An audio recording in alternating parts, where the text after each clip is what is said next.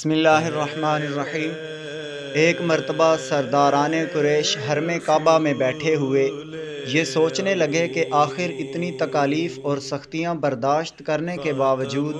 محمد صلی اللہ تعالیٰ علیہ وآلہ وسلم اپنی تبلیغ کیوں بند نہیں کرتے؟ آخر ان کا مقصد کیا ہے؟ ممکن ہے یہ عزت و جاہ یا سرداری و دولت کے خواہاں ہوں۔ چنانچہ سب نے عتبہ بن ربیعہ کو حضور صلی اللہ تعالیٰ علیہ وآلہ وسلم کے پاس بھیجا کہ تم کسی طرح ان کا دلی مقصد معلوم کرو۔ چنانچہ عتبہ تنہائی میں آپ صلی اللہ تعالیٰ علیہ وآلہ وسلم سے ملا اور کہنے لگا کہ اے محمد صلی اللہ تعالیٰ علیہ وسلم، آخر اس دعوت اسلام سے آپ کا کیا مقصد ہے؟ کیا آپ مکہ کی سرداری چاہتے ہیں یا عزت و دولت کے خواہاں ہیں یا کسی بڑے گھرانے میں شادی کے خواہش مند ہیں؟ آپ کے دل میں جو تمنا ہو کھلے دل کے ساتھ کہہ دیجئے۔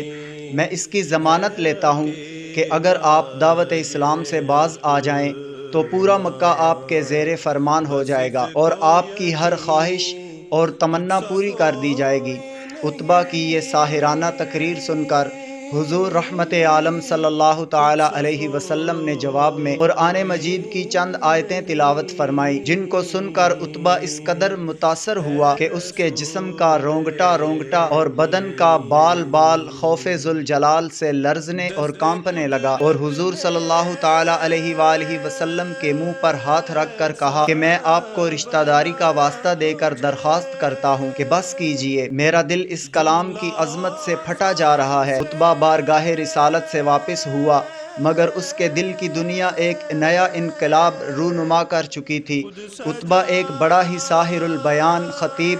اور انتہائی فصیح و بلیغ آدمی تھا۔ اس نے واپس لوٹ کر سرداران قریش سے کہہ دیا کہ محمد صلی اللہ تعالیٰ علیہ وآلہ وسلم جو کلام پیش کرتے ہیں وہ نہ جادو ہے نہ شاعری، بلکہ وہ کوئی اور ہی چیز ہے، لہٰذا میری رائے ہے کہ تم لوگ ان کو ان کے حال پر چھوڑ دو۔ اگر وہ کامیاب ہو کر سارے عرب پر غالب ہو گئے تو اس میں ہم قریشیوں کی ہی عزت بڑھے گی، ورنہ سارا عرب ان کو خود ہی فنا کر دے گا۔ مگر قریش کے سرکش کافروں نے عتبہ کا یہ مخلصانہ اور مدبرانہ مشورہ نہیں مانا، بلکہ اپنی مخالفت اور ایذا رسانیوں میں اور اضافہ کر دیا۔ کفار قریش میں جو صلح پسند تھے وہ چاہتے تھے کہ بات چیت کے ذریعہ سے صلح صفائی کے ساتھ معاملہ طے ہو جائے۔ چنانچہ قریش کے چند معزز رئیس ابو طالب کے پاس آئے اور حضور صلی اللہ تعالیٰ علیہ وآلہ وسلم کی دعوت اسلام اور بت پرستی کے خلاف تقریروں کی شکایت کی۔ ابو طالب نے نہایت نرمی کے ساتھ ان لوگوں کو سمجھا بجھا کر رخصت کیا، لیکن حضور صلی اللہ تعالیٰ علیہ وآلہ وسلم خدا کے فرمان فاصدع بما تؤمر کی تعمیل کرتے ہوئے علی الاعلان شرک و بت پرستی کی مذمت اور دعوت و توحید کا وعظ فرماتے ہی رہے۔ اس لیے قریش کا غصہ پھر بھڑک اٹھا۔ چنانچہ تمام سرداران قریش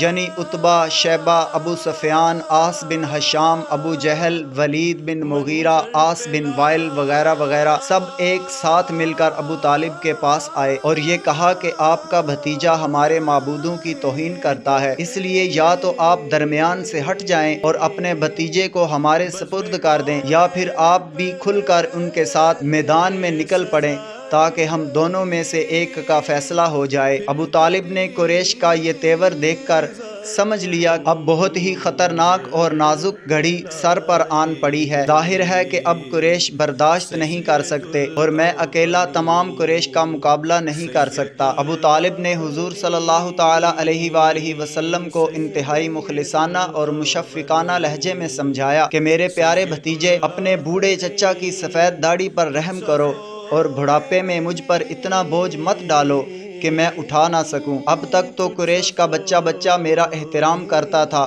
مگر آج قریش کے سرداروں کا لب و لہجہ اور ان کا تیور اس قدر بگڑا ہوا تھا کہ اب وہ مجھ پر اور تم پر تلوار اٹھانے سے بھی دریغ نہیں کریں گے، لہٰذا میری رائے یہ ہے کہ تم کچھ دنوں کے لیے دعوت اسلام موقوف کر دو۔ اب تک حضور صلی اللہ تعالیٰ علیہ وآلہ وسلم کے ظاہری مددگار جو کچھ بھی تھے وہ صرف اکیلے ابو طالب ہی تھے۔ حضور صلی اللہ تعالیٰ علیہ وآلہ وسلم نے دیکھا کہ اب ان کے بھی قدم اکھڑ رہے ہیں۔ چچا کی گفتگو گفتگو سن کر حضور اقدس صلی اللہ تعالی علیہ وآلہ وسلم نے بھرائی ہوئی مگر جذبات سے بری ہوئی آواز میں فرمایا کہ چچا جان، خدا کی قسم اگر قریش میرے ایک ہاتھ میں سورج اور دوسرے ہاتھ میں چاند لا کر دے دیں تب بھی میں اپنے اس فرض سے باز نہ آؤں گا۔ یا تو خدا اس کام کو پورا فرما دے گا یا میں خود دین اسلام پر نثار ہو جاؤں گا۔ حضور صلی اللہ تعالی علیہ وآلہ وسلم کی یہ جذباتی تقریر سن کر ابو طالب کا دل پسیج گیا اور وہ اس قدر متاثر ہوئے کہ ان کی ہاشمی رگوں کے خون کا قطرہ قطرہ بھتیجے کی محبت میں گرم ہو کر کھولنے لگا اور انتہائی جوش میں آ کر کہہ دیا کہ جاؤ، میں تمہارے ساتھ ہوں، جب تک میں زندہ ہوں کوئی تمہارا بال بیکا نہیں کر سکتا۔